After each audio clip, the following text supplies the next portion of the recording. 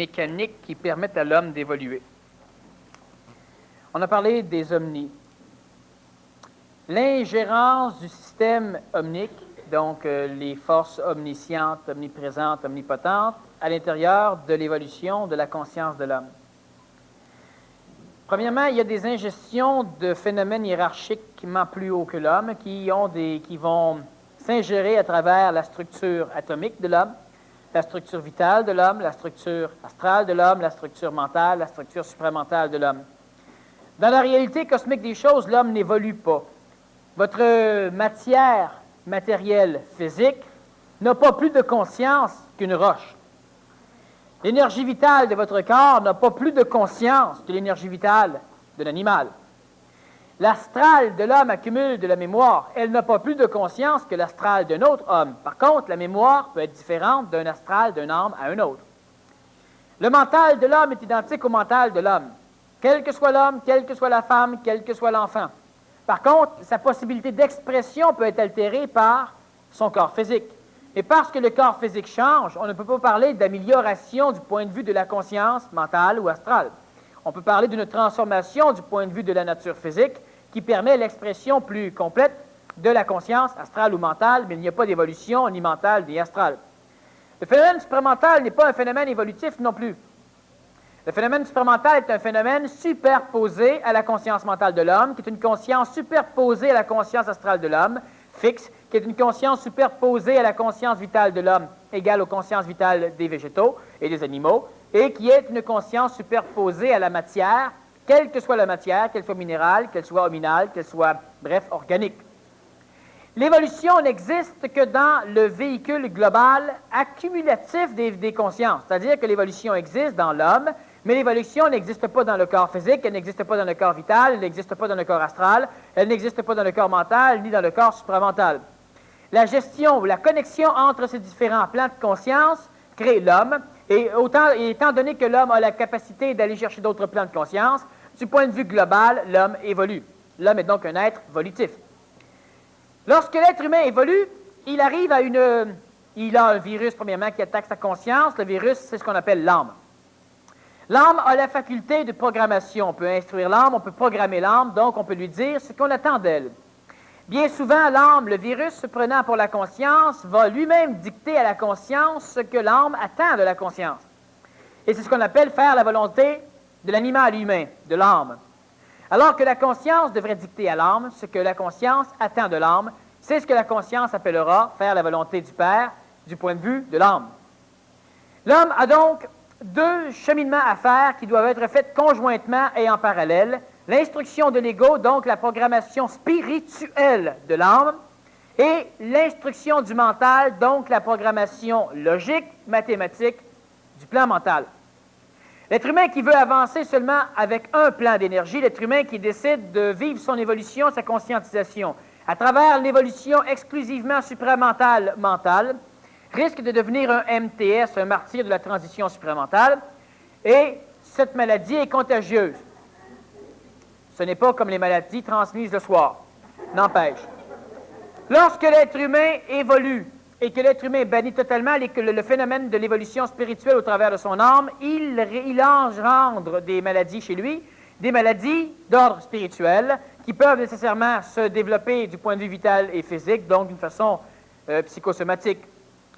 Lorsque l'être humain veut avancer d'une façon harmonieuse, il doit premièrement vibrer. Le premier axiome du PMC, c'est que l'homme doit être son seul maître. Ça n'empêche pas l'homme d'aller chercher de l'information dans des bibliothèques matérielles ou bibliothèques humaines, comme présentement dans une conférence. Sauf que l'homme doit être le logiférateur unique chez lui. Mais qui doit être le logiférateur? La conscience astrale qui veut jouer le jeu ou la conscience mentale qui croit jouer le jeu? Et c'est la problématique. L'homme joue, et quand l'homme ne joue plus, il croit qu'il joue. Et quand l'homme joue, il se prend au sérieux. Lorsque l'être humain va évoluer d'une façon complète vers l'anégoïsation, vers la conscientisation, vers l'abdication de la souffrance par rapport à lui, lorsque l'homme veut devenir un être humain supramental, un supra-humain, un être humain et quitter l'évolution endocrinienne de l'animal humain, l'homme doit faire travailler tous les outils qui l'habitent et qui le constituent. Le corps physique doit commencer à servir le mental de l'homme. Le corps physique est malade, limitatif. Le mental de l'homme doit prendre le temps physique nécessaire. Pas le temps astral, le temps physique nécessaire pour restructurer son corps physique. Le réorchestrer de façon à ce que le corps physique limite moins l'évolution du mental. Le corps vital doit être restructuré par l'énergie mentale de l'homme. Manger mieux, marcher nu-pied, dormir plus s'il le faut. Le corps astral aussi doit être reprogrammé. C'est un outil utile et utilisable. Lorsque l'homme a une âme impure, lorsque l'homme a une âme habitée par un ego et des mémoires volatiles, donc une âme impure, l'âme impure, l'ego, constitué de la partie mémorielle homme, celle de la partie qui accepte le neuf, normalement constituée des mémoires très infantiles d'un corps physique, additionné de la mémoire anti-homme, constituée par tout ce qui est traditionnel, réincarnationnel du point de vue adulte et qui refuse le neuf, ces parties doivent être instruites. Étant instruites, elles cesseront de nuire l'homme. Cessant de nuire l'homme, elles aideront l'homme. Aidant l'homme, elles accepteront l'atténuation, la dissolution, l'anégoïsation, ce qui va engendrer le laisser libre d'un réservoir, le périsprit de l'âme, qui, maintenant totalement vidé de son ego et des mémoires volatiles, pourra être appelé une âme pure. Lorsqu'il y a une âme pure, l'intelligence mentalo-supramentale, supramentalo-mentale traverse sans problème, sans altération, le corps périsprétique de l'homme, et en allant chercher les seules mémoires logistiques, les mémoires d'intervention, en l'occurrence les mémoires laryngées, les mots, pourra s'exprimer soit énergétiquement, soit en gestuel, soit en verbe au travers de l'homme. Instruire son ego est une phase majeure de l'évolution de l'homme. Instruire son ego veut dire accepter les mots égoïques. Je dis souvent, mais ce n'est pas compris. Certains snobs MTS préfèrent manger du porc à leur table. Et jamais ils n'oseront manger comme les spiritualistes du cochon. Les deux mangent la même nourriture, mais les deux pensent manger différemment. Alors que le pauvre spiritualiste, dans sa conscience évolutive, rêve du jour où il pourra manger à sa table du porc supramental, le martyr de la transition supramentale, refusant à son ego les mots accessibles à l'ego et obligeant l'ego à s'abreuver aux mots typiquement mental ou supramental, voudra lui servir du porc, alors que l'ego demande simplement du cochon. On doit instruire son ego, on doit instruire son âme et on doit développer sa logistique. Avoir de plus en plus une parole juste, avoir de plus en plus une parole bien articulée, avoir de plus en plus une parole supportée par une voix mentale, et accepter son ego, tolérer son expression, tout en l'instruisant. L'instruire veut dire l'apprivoiser. On ne peut pas réellement instruire un ego, on peut l'éduquer. L'éduquer veut dire le programmer, et dans cette essence même, une chose qui est, de par sa nature insécure et peureuse, ne peut être qu'apprivoisée. Et apprivoiser son ego veut dire ne pas lui tendre du vinaigre lorsqu'il demande du miel.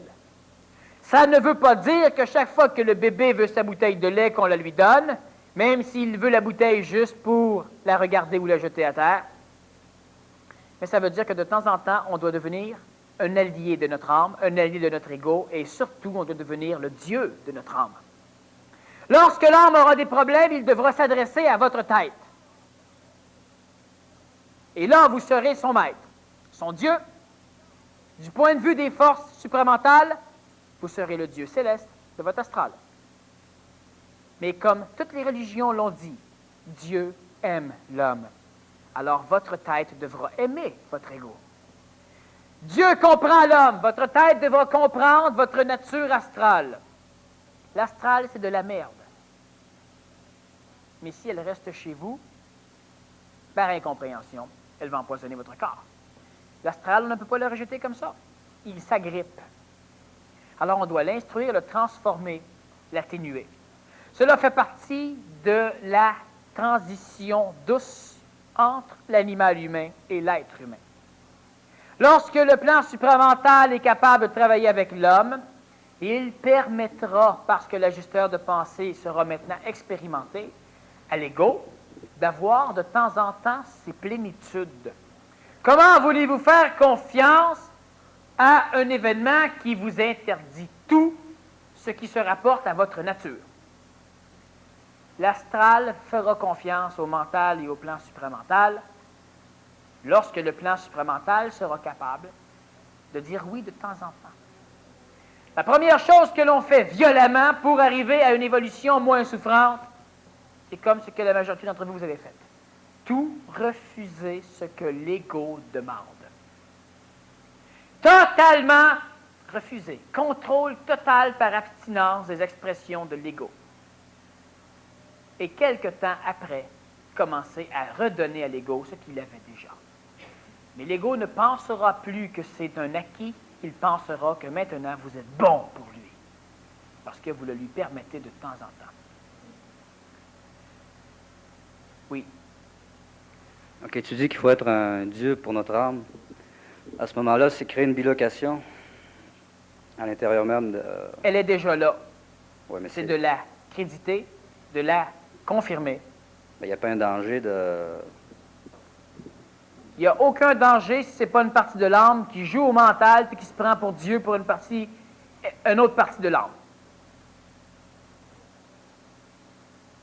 Si, toi, en tant que Dieu, tu transpires quand je dis que tu es un ver de terre, c'est que tu es un ver de terre. Si toi, en tant que Dieu, tu ne transpires pas quand une personne extrêmement violente te dit des choses, c'est que tu es le Dieu. Est-ce qu'il y a un danger? Aucun danger. Il n'y a aucun danger pour Dieu d'être Dieu. C'est-à-dire à moins que l'âme se prenne pour Dieu. Oui, mais là, c'est relativement facile à détecter et à concevoir. C'est facile. Comment? Comment? Tu as une expression endocrinienne de ta divinité, tu t'es fait astral. Simple. Très simple. Et par exemple, la schizophrénie, C'est de l'astral. ça veut dire que c'est l'âme qui se prend pour Dieu? Oui. La preuve, un schizophrène peut devenir violent physiquement. Il sécrète énormément. Et on lui donne des médicaments altérant l'expression endocrinienne dans son corps physique, puis il est plus schizophrène. Pas divin, ça. C'est pathologique. Mais juste le fait de dire qu'il faut qu'on soit Dieu... Non, j'ai pas dit ça. Le fait de se dire ça est une farce. OK. Je dis simplement que tout ce que tu vois comme étant stupide, paye-toi le luxe de temps en temps, puis contrôle le reste. Ça veut dire que ce serait localisé au niveau du cerveau. OK. Oui. Le mental est de l'antitemps. Peux-tu expliquer?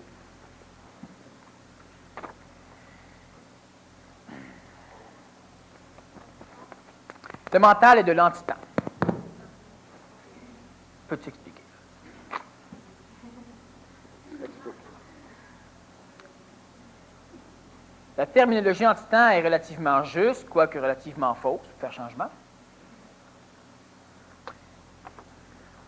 À travers le temps, toutes les choses ont une tendance à se détruire, à s'oublier, à s'éparpiller, à se refroidir. Sauf dans le mental de l'homme, où plus le temps avance, plus les choses sont claires, plus les choses ont tendance à être classifiées, ordonnées, organisées. La structure temporelle du mental de l'homme crée dans la conscience de l'homme exactement l'inverse que ce que le temps matériel crée dans la matière. Plus le temps avance, plus on comprend, alors que plus le temps avance, plus le char rouille, plus il se défait, moins il marche bien.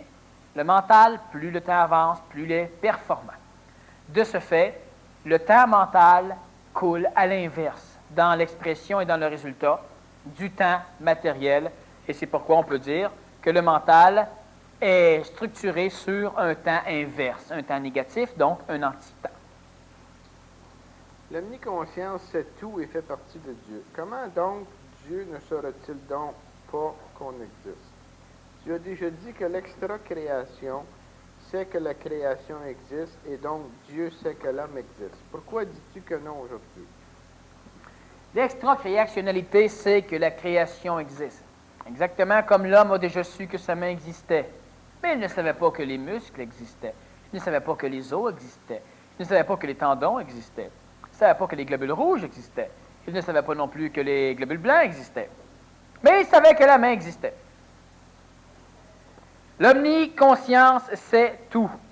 Oui. Mais elle ne sait pas tout comme l'homme sait peu. Exactement comme si on pose la question de l'individu qui voit un avion passer et qui ne fait que penser au bruit que ça fait. Et pourtant, la science, elle sait que ça fait du bruit. Eh oui, mais la science ne sait pas que ça fait du bruit. La science, ce qu'elle sait, c'est que l'avion permet de transporter des gens. Ça, elle le sait. Et ce savoir-là est unique. Oh, elle sait que ça fait du bruit. Pas comme le broyeur en bas. Elle sait tout. Alors, le broyeur, il téléphone la science et dit, l'avion fait du bruit. La science répond, oui. Mais ça ne touche pas la science, pas comme l'homme. Alors l'homme, Dieu, il sait qu'il y a un phénomène qui existe. Mais demandez-vous pas si Dieu connaît exactement la nature de l'homme comme l'homme pense que la nature de l'homme est bâtie. Non. Non. Parce que Dieu ne serait pas resté inactif comme ça. Comment Dieu ne serait-il donc pas qu'on existe? Parce que je répète encore que l'omniconscience, c'est une omniconscience du point de vue de l'omniconscience. Tu rentres chez moi et tu dis, ouais, mais il y a de la poussière, attends. Tu l'as pas vu? Ben oui, je l'ai vu. Mais voyons, non, mais si tu l'as vu, le bord, passe le balai. Non, j'ai l'omniscience, je l'ai vu. Mais je n'ai pas la manipulation par l'illusion de l'inconscience que lui a de crier à cause qu'il voit un petit morceau de poussière à terre. Alors il peut dire, voyons donc, Kemp n'a pas l'omniconscience, sinon il aurait passé le balai. J'ai pas l'omni-inconscience, la poussière ne me dérange pas. Je le sais, je m'en fous. Alors, l'homme n'est pas pour Dieu ce que l'homme est pour l'homme. De ce point de vue, ce que l'homme est pour l'homme n'existe pas pour Dieu. Donc, Dieu ne sait pas que l'homme, comme vous le voyez, là.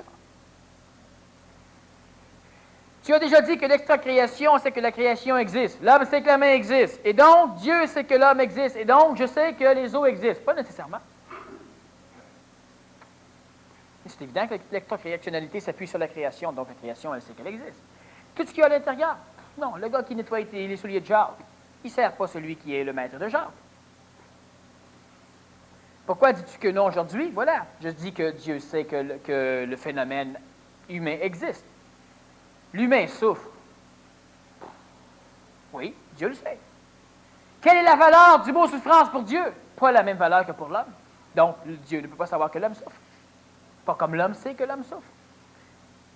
La différence, Daniel, c'est-à-dire une des différences ne serait pas que Dieu ne pense pas. Dieu ne pense pas, Dieu ne mémorise pas, et Dieu ne peut pas avoir les mêmes sensations tributaires de la perception émotive, mémorielle de ce que l'homme vit.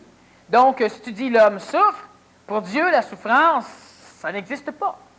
Mais il sait que l'homme est mémoriel, mais lui n'est pas mémoriel. Il ne peut pas comprendre l'homme à partir d'un point de vue mémoriel de l'homme. Il ne peut pas connaître la saveur de l'homme comme l'homme connaît sa propre saveur. L'homme est dans l'illusion. Alors, l'intelligence sait que l'illusion existe, mais elle ne peut pas connaître l'illusion, parce que l'illusion n'existe pas. Même si elle existe dans le contexte de l'homme. C'est comme si tu me dis que je vois tu es daltonien. Bon, alors j'ai un problème de lumière. Je suis d'accord avec toi, je comprends. Mais moi, je vois toutes les couleurs. Je vois donc les tiennes. Mais je ne peux pas être handicapé comme toi du point de vue psychologique, même si je sais tout. Je ne peux pas vivre la saveur de ton illusion parce que j'ai une omniconscience. Je suis conscient que l'illusion existe, mais elle ne m'affecte pas. Je le sais comme tu le sais, mais elle t'affecte. Alors Dieu sait ce que l'homme sait, l'homme en chiale et Dieu en rit. Tu ne peux pas demander à Dieu de venir souffrir à la place de l'homme. Ça ne marche pas. Quand Dieu vient souffrir à la place de l'homme, c'est plus un Dieu, c'est un homme. Alors il y a toute une différence de conscience qui ne peut pas être parallélisable entre l'un et l'autre. C'est totalement différent. L'omniconscience permet l'omniconscience. Elle ne permet pas l'omni-inconscience ou l'omnisouffrance. L'omniconscience peut-il exister avant l'événement? Oui. Parce que l'omniconscience, ce n'est pas un phénomène événementiel, ce n'est pas un phénomène existentiel, ce n'est pas un phénomène temporel. C'est quoi un événement pour l'instantané? Ça n'existe pas. Donc, l'omniconscience est là, avant que l'événement apparaisse dans la transition mémorielle de l'âme. L'être humain a une conscience présentement tellement limitée qu'il ne peut pas englober l'instantanéité d'un événement, alors il le détache en plusieurs fractions de morceaux qu'il accumule chez lui, puis après ça, il les repasse tout un après l'autre, puis là, il dit, ça y est, je viens de comprendre un événement. Mais tu ne peux pas demander à la conscience instantanée, à la conscience d'un phénomène suprauniversel, d'arriver à dire « Ah, je comprends ce que tu vis ». Non, elle sait ce que tu vis, elle ne peut pas le comprendre. Elle le sait, elle ne le vit pas. Elle n'a pas besoin de le vivre. Ce qu'elle vit englobe tout ce que tu vis. C'est comme si tu me dis « Oui, mais j'ai un problème », alors que 20 milliards d'années après, tu n'as plus de problème. La conscience instantanée est ton problème à travers tout le non-problème que tu vis. Hein? Ne demande pas à Dieu de venir sauver l'homme. L'homme, il est sauvé. L'homme, il n'a jamais été pris. Puis pendant un millième de fraction de seconde cosmique, l'homme, il est mal pris. Puis là, on dit, ouais, mais Dieu devrait savoir qu'il est mal pris. Voyons donc. Si Dieu, sur des millions de trillions de milliards d'années, pendant un clignement d'œil, tu es mal pris, il faudrait que Dieu abandonne tout le reste pour venir te sauver là. Non, Dieu sait que tu es mal pris pendant un milliardième de seconde. Nous sommes placés dans une chronométrie beaucoup plus lente, en année standard solaire, qui est extrêmement endormante. Et puis là, on souffre, cosmiquement, sur des milliards d'années, puis sur l'inexistence du temps à travers le phénomène extra-créationnel. Il ne faut pas s'attendre à ce que Dieu comprenne ce qu'on vit ici. Puis quand je parle de Dieu, je ne parle pas de Dieu dans le monde de la mort. Lui, il comprend ce qu'on vit ici, il souffre, il brûle plus que nous autres. Je parle des mécanicités, que je dis que l'être humain devient un Dieu.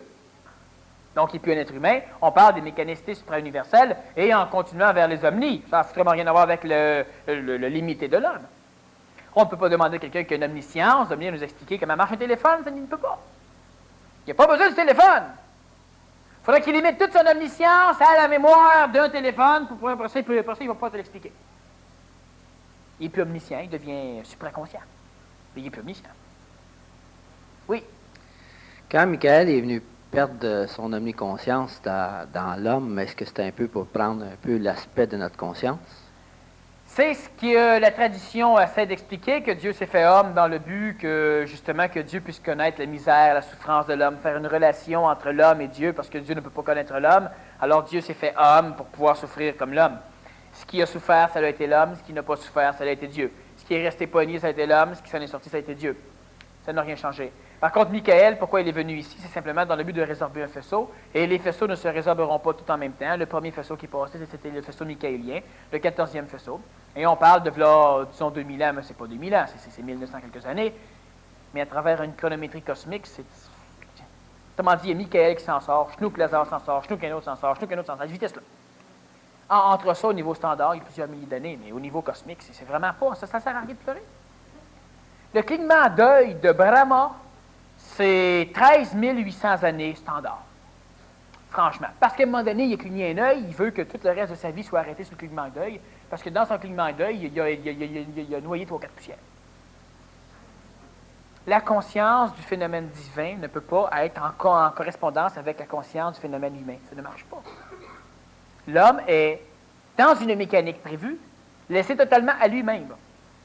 Mais il ne peut pas se détruire totalement, parce que ce n'est pas prévu par la mécanique. Mais des paramètres. Exactement. Dans une mécanique, tu as nécessairement des paramètres. Les paramètres sont des omnis. Non. Les paramètres, c'est l'intelligence. Ben pour moi, c'est la même chose. C'est pas la même chose. Bon, alors,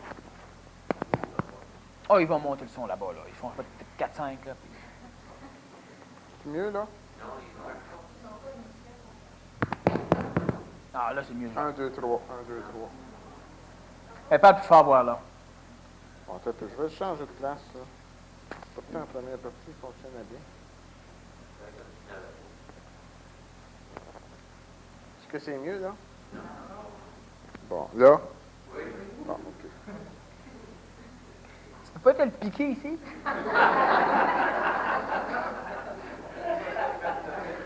Suggestion. Une chose est sûre, c'est que dans 1 milliard d'années, personne ne va s'en souvenir.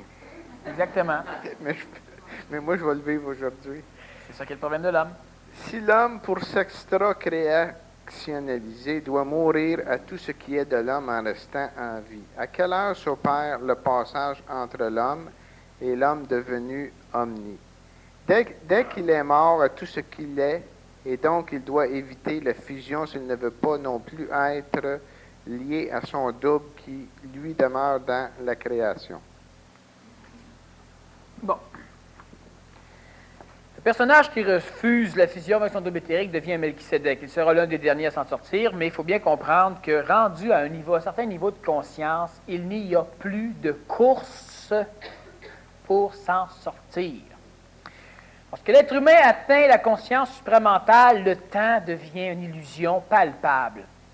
Donc, le temps devient son allié par rapport à la problématique que le temps va engendrer dans la conscience des autres. Le temps n'est plus un problème. Alors, il en vient à un point où être Melchisédek, être divin, être ceci, être cela, ne dérange absolument plus. C'est la même chose.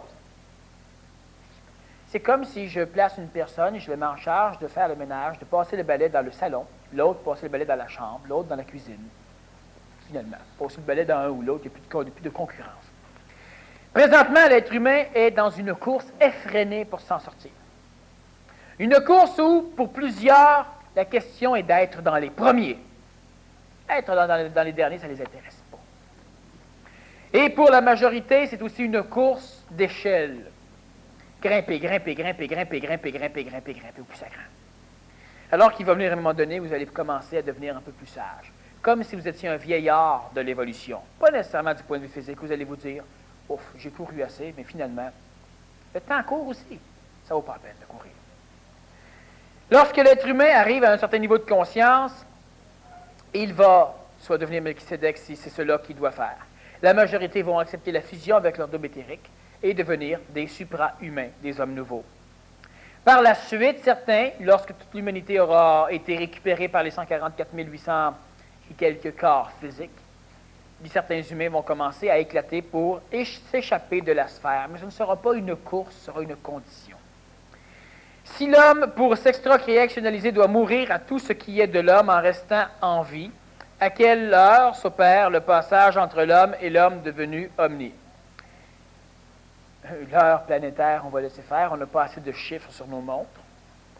Dès qu'il est mort à tout ce qui est lui. Non. Ce qu'il faut, regardez ceci.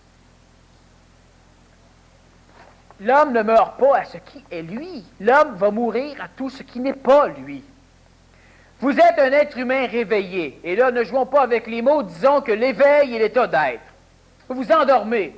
Lorsque vous vous réveillez, vous devez abandonner le dormeur. Et là, en vous réveillant, vous dites, oui, mais là j'ai tout abandonné ce que j'étais. Partons devant te coucher. L'homme n'abandonnera pas ce qu'il est. L'homme va abandonner toutes les contraintes qui l'empêchaient d'être et il va les consumer, les digérer, les sublimer, les transmuer. Il va les amener avec lui en leur donnant leur vraie forme, leur vrai caractère exprimé. Nécessairement, il ne restera plus rien de ce que les humains ont vu de l'homme. C'est comme de dire le Nazaréen, lorsqu'il a lâché la croix, bien, il a perdu tout ce qu'il était. C'était plus un seigneur, un gars qui saigne sur un bout de bois. Lorsque le Nazaréen a lâché la croix, il n'était plus un seigneur, ça va de soi. On va dire, ouais, mais là, il n'était plus ce qu'il était. Non, il est redevenu ce qu'il est, au lieu d'être que la coloration manquée de ce qu'il est. Et présentement, on s'identifie à la photo, pas à la réalité. Et donc, il doit éviter la fusion s'il ne veut pas non plus être lié à son double, qui, lui, demeure dans la création. Pas nécessairement. Alors, la fusion avec le double éthérique permet à l'être humain de s'en sortir un peu plus rapidement que le refus de la fusion. Mais il y a des individus qui, dans leur cheminement, refuseront le contact avec leur double éthérique et refuseront la fusion. Il y a une quantité d'humains qui devront devenir Melchisédek. Et il y en aura de plus en plus si on accepte de conserver notre énergie. C'est simple. Pourquoi 13 faisceaux? Parce qu'il y a 13 dimensions? Effectivement. Y a-t-il un anti-Dieu ou s'il est lui-même son anti-Dieu? Il n'y a pas d'anti-Dieu parce que quand on prend ces mots pour expliquer les choses au-delà de notre univers, on prend des mots qui sont quand même reliés à des concepts de polarité dans notre monde. Le Dieu en question n'est pas la synthèse de la thèse et de l'antithèse, il n'est pas la neutralité entre deux polarités, il n'y a plus de polarité, donc il n'y a pas d'anti-Dieu. Et il n'est pas lui-même son anti-Dieu, quoique du point de vue de l'homme, ça peut être, disons, solutionnant de dire que Dieu et l'anti-Dieu sont la même chose. Mais du point de vue de ce phénomène-là, il n'existe même pas le mot anti. Et Dieu, ça ne serait pas l'omniscience, l'omniprésence, l'omnipotence? Non. C'est au-delà de ça? Non, c'est parallèle à ça. Quelle est la différence? Dans la structure psychologique de l'expression des hiérarchies cosmiques, on a engendré différents phénomènes de Dieu. Les choses divines, les divinités, les essences divines. Alors, si tu projettes une création merveilleuse dans la création, bien c'est ce que l'homme va arriver. Les omnis sont des choses parallèles, et à un moment donné, l'homme va continuer son ascension, pas l'homme, mais le phénomène, le Dieu lui-même va continuer son ascension, et il va aussi pénétrer les phénomènes omniques, et à un moment donné, la création sera totalement résorbée, donc elle n'aura jamais existé. Daniel, comment atteindre le plafond en tant qu'homme? De toute façon, le plafond, on va l'atteindre en tant qu'être humain. On peut dire aussi en tant qu'homme, ça peut aller. Et la réponse, c'est la réponse la plus plate que l'humanité n'a jamais reçue. Continuez à faire ce que vous faites.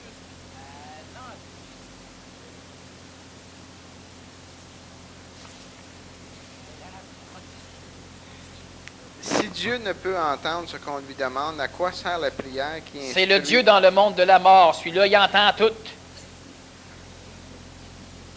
Je coupe la parole.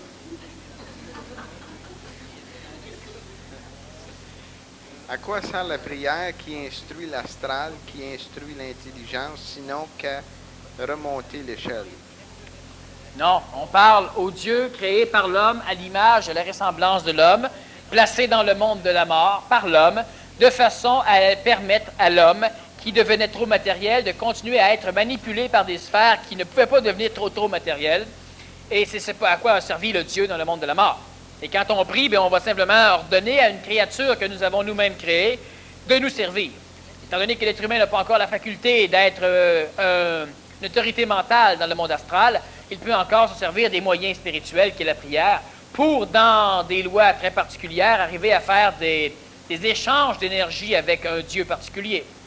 Et lorsque je parle de Dieu, et c'est la problématique des dieux, il y a tellement de copies, lorsque je parle que l'homme devient Dieu, l'homme qui était le prieur ne devient pas le Dieu qui maintenant doit servir les prieurs.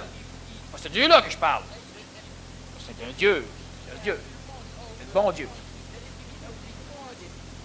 Si la fonction de l'homme est de résorber l'univers et donc lui-même, il doit forcément retourner dans l'extra-créationnalité. Pas en tant qu'homme, mais effectivement, toute sa structure qui le constitue va y retourner, mais pas ce qui est constitué.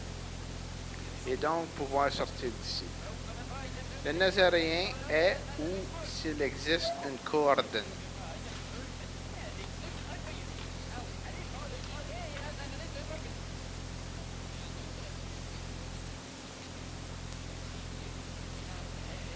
La question est mal posée. Le Nazaréen est où s'il existe une coordonnée? Mais j'avais compris la question. Le Nazaréen est où s'il existe une coordonnée? Est-ce que le Nazaréen est une coordonnée pour nous permettre de trouver un ordre? C'est ce que j'avais vu comme la question, mais c'est pas la question, on n'en parlera pas. Le Nazaréen est où s'il existe une coordonnée? Il a nulle part, il n'existait pas de coordonnée. Il est à côté de votre ego. Et quand je dis ça, c'est comique, mais maudit que c'est vrai. On veut des fois des choses simples. Je peux passer des heures et des heures à vous expliquer et à vous prouver pourquoi que les phénomènes supramentaux, les phénomènes omniques, le centre-source, là d'où provient l'intelligence et là d'où proviennent les manipulations de l'intelligence, se trouve à côté de votre oreille gauche. Ou de votre nez ou de vos cheveux, je m'en fous. Mais c'est là. C'est pas une farce, c'est là.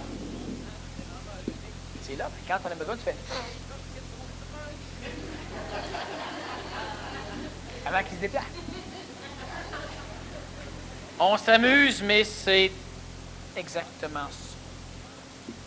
Oui.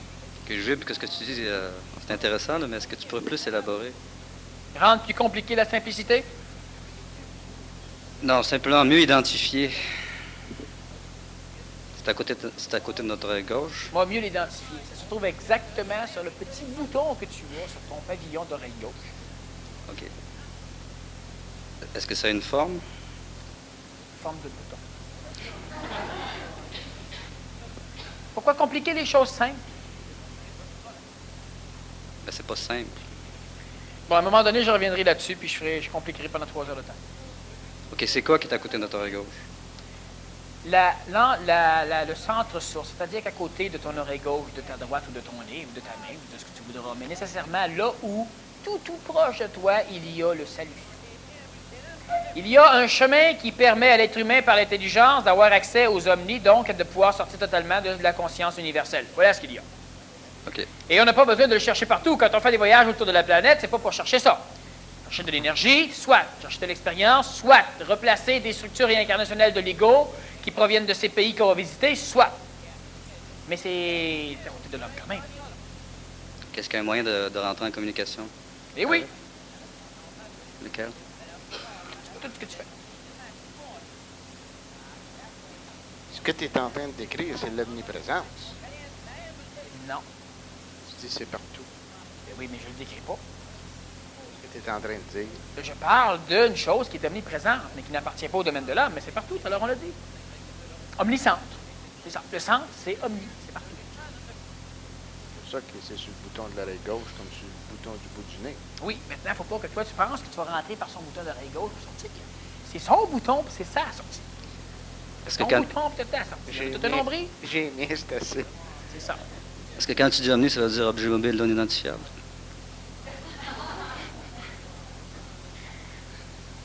On fait une rencontre du 25e type. Hein? Je vais aux échecs avec un extraterrestre. Ouais. Alors, c'est Ça très merci. simple. Je ne veux pas, j'ai pas le goût de compliquer plus la chose. À un moment Ouais, donné, c'est parce que je le vibre, ça, mais... je sais que tu le vibres, puis je ne veux pas compliquer plus la chose, mais c'est là. Ouais. OK, merci. Très simplement. Dans la matière, le temps est presque arrêté. Y aurait-il une dimension où le temps serait complètement arrêté? Non. Non, on est dans ce qu'il y a de plus bas, dans ce qu'il y a de plus densifié. Il y a déjà eu un temps ici où ça a été arrêté. Ça a duré combien de temps, l'arrêt? Ça n'a rien duré pantoute, ça a été arrêté. Ça passe à leur partie, fait que l'humanité n'en a aucune souvenance. Et maintenant, on est dans une phase où le temps va avoir tendance à s'accélérer. Lorsque l'homme intègre son corps éthérique, est-il encore considéré humain? Sinon, qu'est-il devenu? C'est un être humain, un surhomme. Est-ce que pour qu'une chose existe, sa non-existence est nécessaire? Oui. Pourquoi l'évolution expansive de l'univers doit-elle être stoppée par l'homme dans la galaxie matière? Est-ce le fait que les galaxies à vibration plus basse que la matière ne sauraient être perçues par celui-ci qui a pour objet le retour au point source, donc la non-perception par le point source? C'est qu'il faut comprendre qu'il n'y a pas de missionnariat. Exactement comme si on posait la question, pourquoi lorsque je bâille, mes mâchoires doivent-elles se refermer? Et quel est le rôle salutaire de certains muscles dans le refermement de la mâchoire? C'est simplement que dans le phénomène créationnel auquel on met une importance intentionnelle divine provenant du monde astral, etc., Dieu créa l'homme à son image, il le créa parce qu'il ne s'ennuyait pas, etc., il voulait que l'homme devienne bon et sage, alors il inventa le mal et tout ça, bon. Au lieu de le créer parfait dans un monde parfait, simplement par finir là. On essaie d'avoir des raisons émotives intentionnelles. Maintenant, ce qu'il faut comprendre, c'est que l'homme est la solution à la création, mais en réalité, l'homme est essentiellement et nécessairement et obligatoirement la solution à la création parce que c'est lui qui l'a déjà réglé. Tout ce que nous vivons est fini, c'est accompli. Alors, l'univers a bâillé, elle a arrêté de bâiller. Puis là, on est les muscles qui sont en train d'essayer de tirer sur les parties inférieures du maxillaire pour le remonter. Et puis en même temps, on se demande pourquoi sommes-nous la solution? Pourquoi devons-nous le faire? Parce que c'est fait. C'est une mécanique qui est accomplie. Il n'y a pas d'intentionnalité. Et pour l'ego, c'est extrêmement difficile à comprendre parce qu'il recherche toujours l'intentionnalité. Quand on pose la question pourquoi y a-t-il eu cette foutue création? Et la réponse que moi je vais donner, ça va être simplement parce que. Moi, je t'écoute, là. Ah, c'est bien. Et puis, ce que tu viens de dire, là, pour C'est moi... tellement simple. C'est pour moi, tellement ben oui, simple. c'est Là, je sûr. commence à C'est simplifier sûr. la tâche. Ben oui, là. c'est ça. Vous ne comprendrez plus rien. Ce que tu viens de dire, là, c'est que tout est arrivé. Alors, tu as été fouillé dans la mémoire du futur pour le savoir. Pour ça que c'est là qu'on s'en va. OK? Il y a une heure ou deux, tu disais que l'homme n'a pas accès à l'omniscience. Mhm. Et ça fait partie de l'omniscience. Ça fait partie de l'omniscience. Ce n'est pas de l'omniscience, c'est de la supraconscience. Il y a une différence. La supraconscience, c'est d'avoir conscience de certaines choses comparativement à l'humain. L'humain a conscience de ça ici. La supraconscience, elle a conscience de l'arbre au complet. Elle a conscience d'un autre arbre, mais plus de celui-là, d'un autre arbre. Elle a conscience d'une autre affaire. Il faut se poser des questions pour qu'il y ait une conscience. L'omniconscience, c'est totalement en même temps de tout. Il n'y a pas d'humain que ça. Tu ne connais pas d'humains qui ont ça. Ils n'ont pas conscience de tout. Il arrive un événement, ils vont prendre une information supraconscience, une conscience supérieure à la conscience limitée de l'homme, à la conscience astralisée de l'homme, à la conscience des médiums et des voyants qui ont même une claire conscience.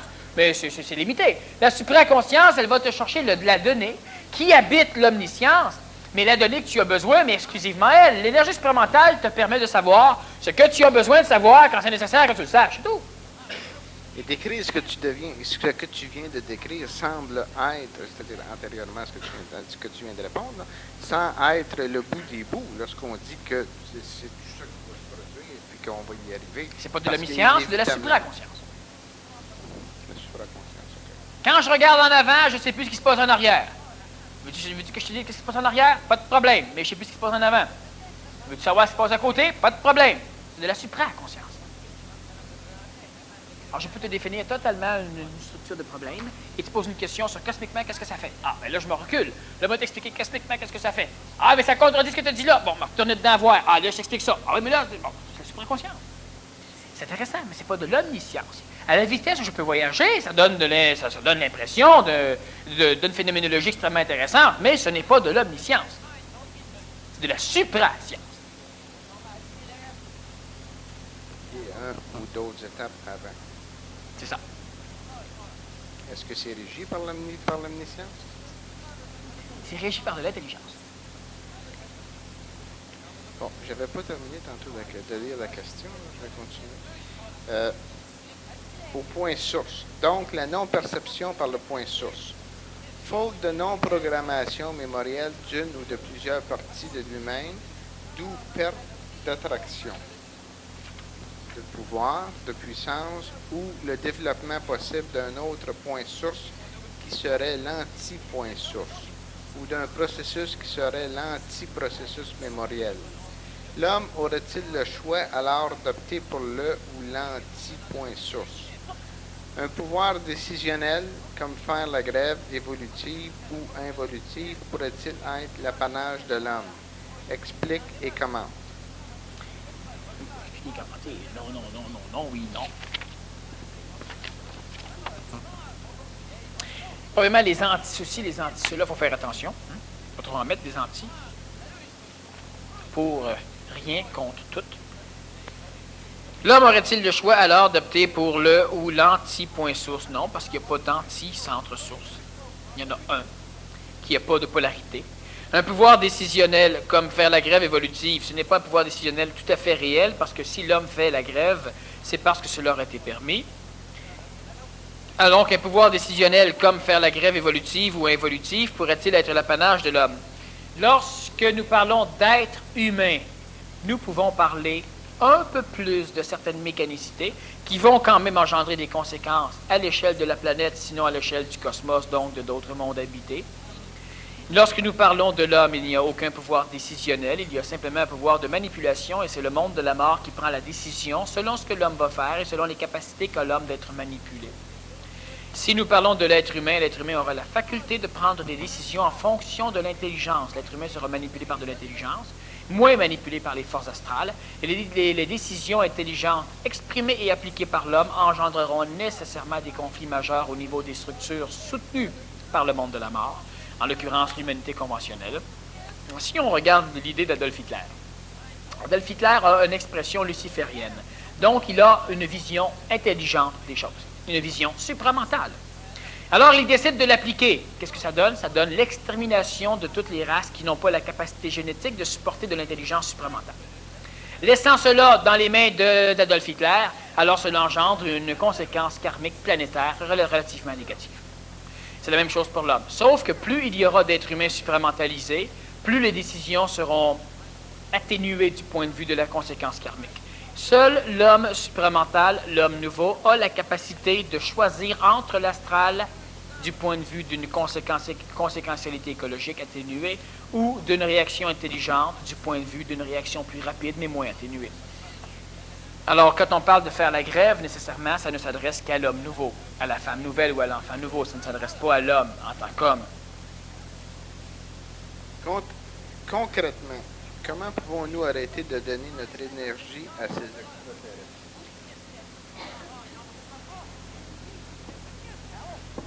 Tu veux pas que je réponde? Concrètement, comment pouvons-nous arrêter de donner notre énergie à ces extraterrestres? Concrètement, comment arrêter? C'est facile à dire. Transformer toute la matière de notre planète. C'est la solution. Ça veut dire, premièrement,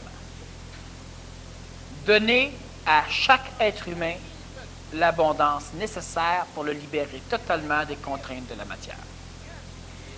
Ça veut dire engendrer une structure matérielle qui ne prend pas d'énergie pour fonctionner. Donc, une structure qui, de prime abord, sera absolument non polluante et qui, de deuxième abord, sera totalement recyclable. C'est la façon. À l'échelle de la planète. Ça veut donc dire, premièrement, arriver par, et ça ne se fera pas comme ça, mais en tout cas, ça veut dire, premièrement, chacun d'entre nous, parvenir à augmenter son schéma d'onde de forme, parvenir à finir par comprendre la structure astrale qui empêche l'homme d'être libéré des contraintes matérielles. Ça veut dire être capable de faire des affaires et de faire de l'argent. Ça, c'est très important. Ça ne veut pas dire ne pas la dépenser, ça veut dire la dépenser et en avoir suffisamment pour la dépenser. C'est ce que ça veut dire. Pas la gaspiller, mais l'échanger. Ça veut dire d'entretenir notre onde de forme d'une façon de plus en plus exemplaire et ça veut dire aussi de tout faire en sorte de ne pas polluer. Et lorsque l'être humain arrive à être dans une société où toute sa structure qui l'entoure est une structure où l'énergie se cumule chez lui et où il ne pollue pas, donc où il ne dégrade pas au minimum, pas, alors son énergie n'est plus versée dans le compte en banque des mondes. Le reste de l'humanité continue à le verser, soit la sienne, non. Alors il cumule suffisamment d'énergie pour accélérer son schéma d'évolution. À l'échelle de la planète, cela veut dire une guerre totale et l'instauration d'une monarchie planétaire obligeant l'humain, en attendant, pendant sa période morontielle, pendant sa période de transition vers l'intelligence, obliger l'humain à cesser de détruire. Et lentement, l'humain sera placé dans des structures d'instruction et de formation génético-biologique par de l'énergie, et non pas par le clonage, où les races seront donc renforcées à travers les réincarnations subséquentes. Et ça, c'est la solution qui peut être applicable à un monde comme le nôtre. Et qui d'ailleurs sera aussi applicable aux autres mondes lorsque l'homme aura commencé à conserver son énergie. Il n'était pas d'accord. Non, il était absolument d'accord. Je ne sais pas interpréter le chien. Lorsque l'homme vit, il y a continuellement des entités qui se réincarnent en lui. Ainsi donc, lorsque l'homme est supramental, c'est qu'une entité évolutive se réincarne en lui. Mais où est l'homme face à tout cela? Où est l'homme face à tout cela? L'homme sait tout cela.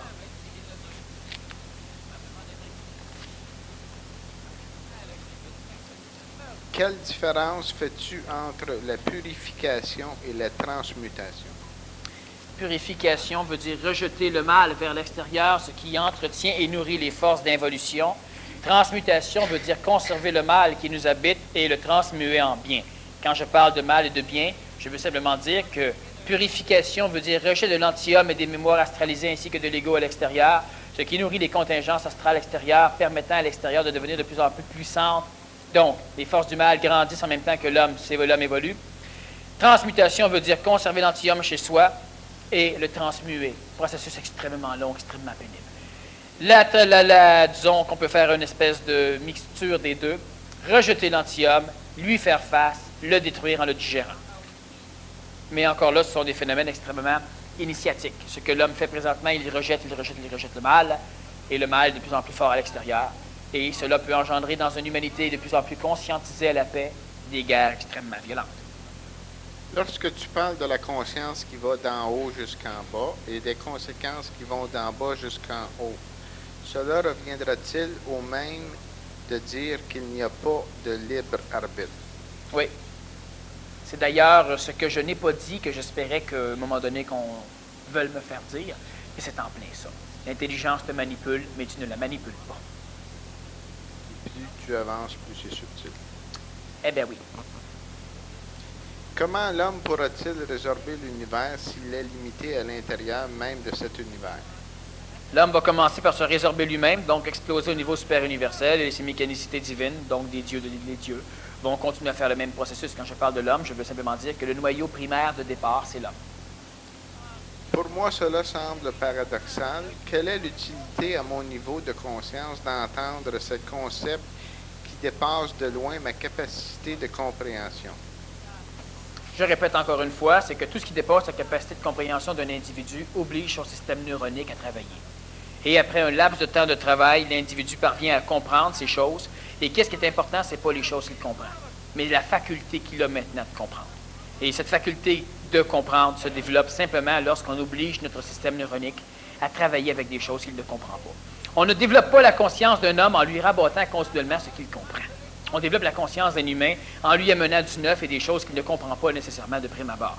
Il y a des gens qui comprennent un peu plus, d'autres qui ne comprennent pas du tout. Et c'est eux qui travaillent leur système de conscientisation. Celui qui comprend la Bible et qui s'est instruit un cours sur la Bible ne développe pas son système de conscientisation, développe sa mémoire. Alors que dans une conférence comme celle-ci, les humains sont confrontés et obligés de développer leur système de compréhension. Donc, ils sont obligés de développer la structure matérielle qui supportera leur conscience à un moment donné. Et c'est pourquoi ce n'est pas en donnant des choses que l'humain comprend que l'humain va comprendre des choses que l'humain ne comprend pas. Je ne comprends rien à ce qui se dit lors de conférences spéciales. C'est trop intellectuel et je me demande si je dois continuer à venir. Il n'y a aucun problème. Si c'est trop intellectuel, on cesse carrément de venir. Et pour la simple raison, c'est exactement comme quand on pousse une farce à quelqu'un. Hein? Donc, je vais te faire une farce. Je te conte une histoire et tu te mets à rire. Est-ce que c'est intellectuel? Bien, vu que tu te mets à rire, non, c'est pas intellectuel. Mais c'est par des mots. Il y en a beaucoup qui pensent que du moment que c'est par les mots, c'est intellectuel. C'est loin d'être intellectuel. Par contre, lorsque l'individu essaie simplement de ramasser mot sur mot, il ne peut absolument pas comprendre aucun concept. Il a de la difficulté à récupérer l'énergie. Et ça devient de l'intellectualisme pour l'individu, alors que la conférence n'est absolument pas intellectuelle. Alors, si je pousse une farce intéressante, pourquoi les Noirs puent, c'est pour permettre aux aveugles de haïr eux autres aussi. Pour bien des gens, ça peut être une farce intellectuelle, parce qu'ils ne comprennent pas, voyons, non, le noir il pue pour permettre aux aveugles, ça n'a aucun sens. Effectivement, c'est intellectuel, mais ce n'était pas une farce intellectuelle. C'était une bonne farce pour celui qui n'est pas un noir. Ça va de soi. Bon. Alors donc, lorsque l'on parle de phénomène d'évolution, c'est la même chose. Il y a des individus qui ne comprennent rien qui vibrent, et lorsque l'individu n'est pas encore arrivé du point de vue de sa conscience intellectuelle, l'intellect, en passant, est l'ajusteur psychologique, le protecteur de l'ego. Lorsque l'individu n'est pas encore parvenu à faire en sorte que le protecteur de son ego ne démolisse pas tout ce qui pénètre de façon à se préserver et à se protéger face au neuf, et bien nécessairement une conférence comme celle d'aujourd'hui ne lui sert absolument à rien. Lorsqu'un individu ne préfère que s'asseoir et ne laisser n'entendre que des mots qui volent comme ça, sans essayer de suivre ou de voir simplement l'ampleur de ce qui est exprimé, exactement comme lorsque vous rencontrez Albert Einstein pour la première fois et que dans une interview radiophonique ou télévisée, il parle de la théorie de la relativité restreinte, l'individu peut dire « Oui, non, ça n'a aucun sens, ça va servir à quoi l'humanité? Ça change toute l'humanité. » Celui qui, par contre, regarde la télévision, qui dit « Maudit, mais je comprends rien, mais franchement, pour qu'un humain arrive à dire des choses comme ça, il faut qu'il y ait quelque chose dans l'homme. J'ai rien compris. » Mais il y a des humains qui peuvent comprendre. Lui vient de boire l'énergie libérée par Albert Einstein. Il n'a rien compris, mais ça ne change rien. Il se rend compte que des choses sont de plus en plus grandes que juste une pomme, un orange, ou dans le genre, pour évoluer, il faut cesser de se chicaner avec sa femme, avec son mari. Ah, ça, c'est terre à terre. Ça ne fout rien à l'homme. Comment voulez-vous que l'homme ait une raison cosmique d'arrêter de chicaner s'il n'a pas vu qu'il y avait quelque chose de plus grand? Alors, il voit à un moment donné Albert Einstein, sa théorie de la relativité, la courbure du temps, etc. Puis il regarde le chicane avec sa femme. Puis là, maintenant, il n'a même pas besoin d'un cours de phénomène matrimonial. Il se rend compte de l'absurdité de sa chicane. Il n'a rien compris de ce qu'Albert Einstein a dit. Mais ses sphères commencent à voir plus grand. Une conférence comme celle-ci sert à ça. Quel phénomène fait que je ne signe jamais mon nom de la même façon? Je ne connais à peu près aucun individu qui le signe de la même façon, quoique il y a beaucoup d'individus qui pensent le signer de la même façon. Et puis l'individu qui signe son nom d'une façon vraiment différente, c'est simplement parce que celui qui signe n'est jamais le même. La personne est en en perturbation régulière du point de vue de son ego, de son âme. Oh, elle peut en souffrir, elle peut ne pas en souffrir, mais ce qui vient signer n'est jamais la même personne. Donc, le nom n'est pas le même. Quelles seront les activités et intérêts de l'homme lorsqu'il aura atteint les limites de ses possibilités? Quel film ira-t-il voir? C'est comme lorsqu'on demandait, c'est comme si on demanderait à un pharaon ou à un Indien, la journée qu'on va inventer le téléphone, qu'est-ce qu'on va continuer à se communiquer qui est tam-tam?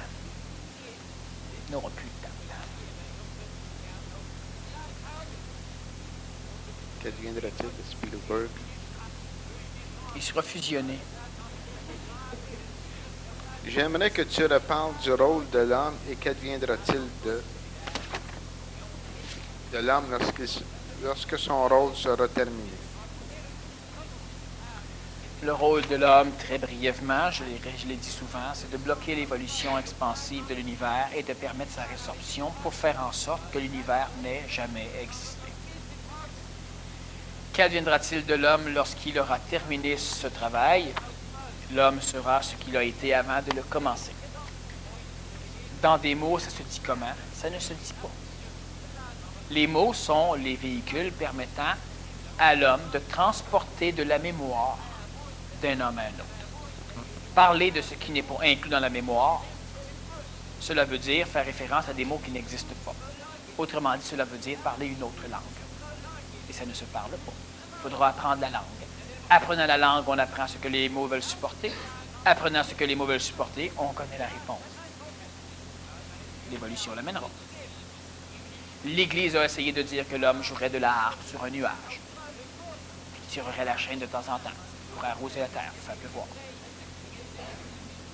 L'homme, rendu au ciel, fait quoi? Ça a toujours été la grosse question, il n'y a pas de réponse. Pas de réponse dans le langage de l'homme. Je sais ce qui se passe, ce n'est pas communicable par la parole. Oh, en compliquant, bien gros, on peut communiquer un peu, c'est vrai. Tu arrives au ciel, tu es assis à la droite du Père, à la droite de tout partout, et tu fais quoi? Tu règnes sur les mondes. Puis plus personne n'a régné, ils sont tous rendus à la droite ou à la gauche du Père, ou en enfer, ou au paradis. Tu règnes sur les mondes, tu décides quand il pleut pour arroser les plantes, tu fais un volcan là, tu brasses la terre là, tu mets des insectes, tu crées des dinosaures, Non. Mais par contre, on a essayé de projeter cela. La Jérusalem céleste. Enfin une ville avec un transport en commun qui ne pollue pas, avec un stade couvert. On ne sait pas comment on la voit, la Jérusalem céleste. Et c'est la même chose. Comment est-elle? Ça ne sert à rien de projeter le monde, notre monde, dans ces choses. Ce n'est pas comme ça. Comment tu la vois, la Jérusalem céleste? Le ciel, le film Made in Heaven fait une meilleure description, ou du moins plus intéressante que celle que tu as faite. Ah, c'est sûr. C'est plus sécurisant. On appelle ça le monde de la mort. C'est très sécurisant, c'est même le fun. Si l'homme ne peut pas manipuler l'astral, qui ne peut pas manipuler le mental, à quoi sert la prière ou la colère mentale? Si aucun contact n'est possible du bas vers le haut. La prière, c'est une manipulation d'un désir mental par les voies astrales pour communiquer avec l'astral. C'est pas le corps physique qui prie, c'est pas le corps vital qui prie. C'est drôle qu'on pose des questions alors qu'on devrait connaître les réponses. Je repose des questions. Est-ce que l'homme, c'est de la matière? Non. L'homme, on a vu que c'était du plan mental, de temps en temps supramental. Mental, astral, vital et physique. Vas-y, pose la question. Si l'homme ne peut pas manipuler l'astral, qui ne peut pas manipuler le mental, à quoi sert la prière ou la colère Voilà. mentale? Donc, l'homme sert de l'énergie vitale dans la question. L'astral ne manipule pas le mental ne manipule pas le supramental. Le supramental manipule le mental manipule l'astral. La prière, c'est une contingence mentale qui instruit l'ego astral de communiquer avec l'astral du monde de la mort. L'homme manipule l'astral. L'homme manipule le mental et l'homme manipulera le supramental lorsque l'homme sera suffisamment ajusté dans son intelligence. Plusieurs ont compris dans la description de la prière du Nazaréen, justement, de donner des ordres mentales pour qu'il manipule l'astral. Mais c'est ce qui arrive aussi. Mais une grande partie de la prière était simplement une structuration pour mettre de l'énergie dans le ciel jusqu'à temps qu'un jour un être humain puisse s'en servir. Lorsque tu dis que la courbure spatio-temporelle plaque l'eau au sol lorsqu'elle tombe et que ce n'est pas la force de gravité qui l'attire? Nierais-tu l'existence de celle-ci? Eh oui, la gravité existe absolument. Et je la nie, je suis absolument d'accord d'ailleurs avec tous les savants qui la nient maintenant. Ce n'est pas la Terre qui attire. Par contre, il y a une courbure spatio-temporelle autour d'une masse. Et la masse n'attire pas les autres masses, c'est qu'elle courbe le temps et l'espace. Et courbant le temps et l'espace, ce qui est contenu dedans ne peut pas s'en échapper, à moins qu'il ait une certaine vitesse particulière à la masse qui courbe le temps et l'espace. Est-ce que ça ferait partie du mensonge cosmique? Puis maintenant, la science le sait, la science s'amuse avec ça. Puis maintenant. Si les omnis sont extra-créationnels, explique-en leur provenance. Les omnis sont une partie de la structure omnique est extra-créationnelle, et la provenance, il n'y a pas de provenance parce qu'elle n'existe pas, même si elles sont là. Et il y a une autre partie qui a été créée au niveau de l'omniconscience créationnelle, et eux, elles existent. Elles ont